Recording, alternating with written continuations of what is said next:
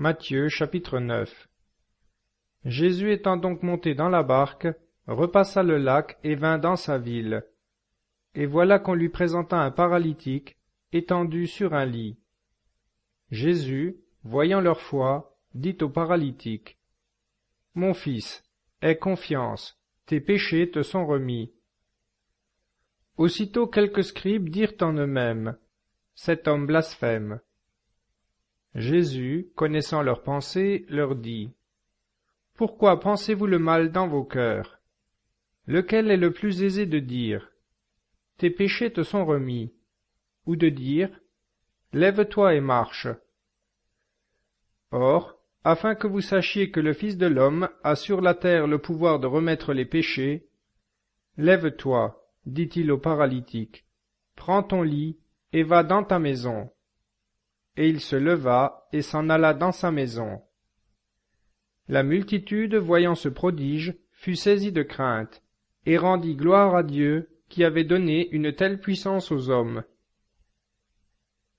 Étant parti de là, Jésus vit un homme nommé Matthieu, assis au bureau de péage, et il lui dit, « Suis-moi. » Celui-ci se leva et le suivit.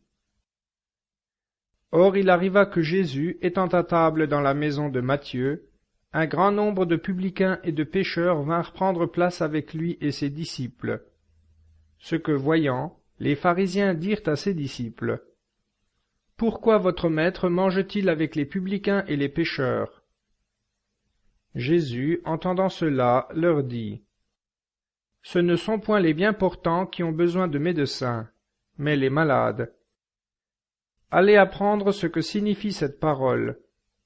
Je veux la miséricorde et non le sacrifice, car je ne suis pas venu appeler les justes, mais les pécheurs. » Alors les disciples de Jean vinrent le trouver et lui dirent, « Pourquoi, tandis que les pharisiens et nous jeûnons souvent, vos disciples ne jeûnent-ils pas ?»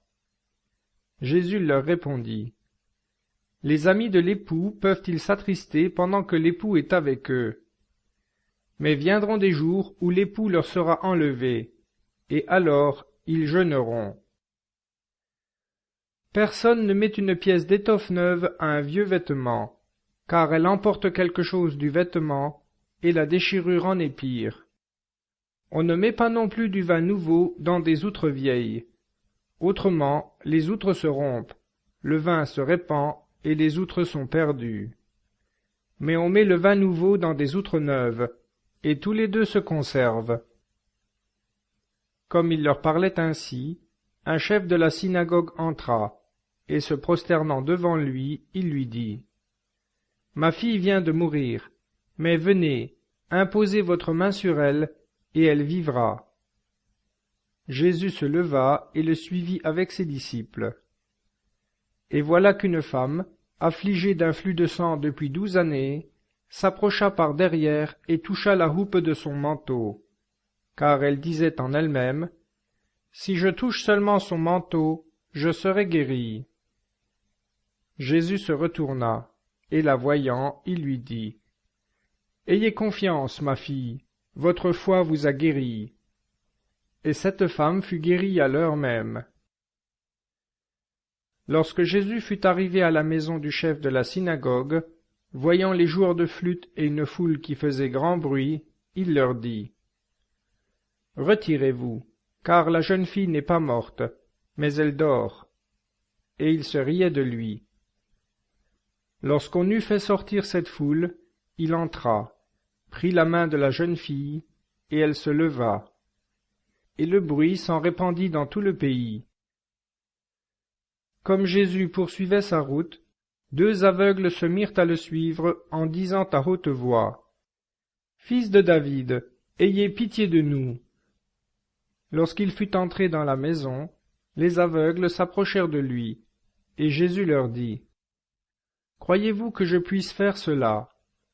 Ils lui dirent, « Oui, Seigneur. » Alors il toucha leurs yeux en disant, « Qu'il vous soit fait selon votre foi. » Aussitôt leurs yeux furent ouverts, et Jésus leur dit d'un ton sévère, « Prenez garde que personne ne le sache. » Mais, s'en étant allés, ils publièrent ses louanges dans tout le pays.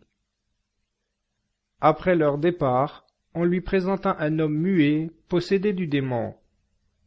Le démon ayant été chassé, le muet parla, et la multitude, saisie d'admiration, disait « Jamais rien de semblable ne s'est vu en Israël. » Mais les pharisiens disaient « C'est par le prince des démons qu'il chasse les démons. » Et Jésus parcourait toutes les villes et les bourgades, enseignant dans les synagogues, prêchant l'évangile du royaume, et guérissant toute maladie et toute infirmité. Or, en voyant cette multitude d'hommes, il fut ému de compassion pour eux, parce qu'ils étaient harassés et abattus, comme des brebis sans pasteur. Alors il dit à ses disciples, « La moisson est grande, mais les ouvriers sont en petit nombre. Priez donc le maître de la moisson d'envoyer des ouvriers à sa moisson. »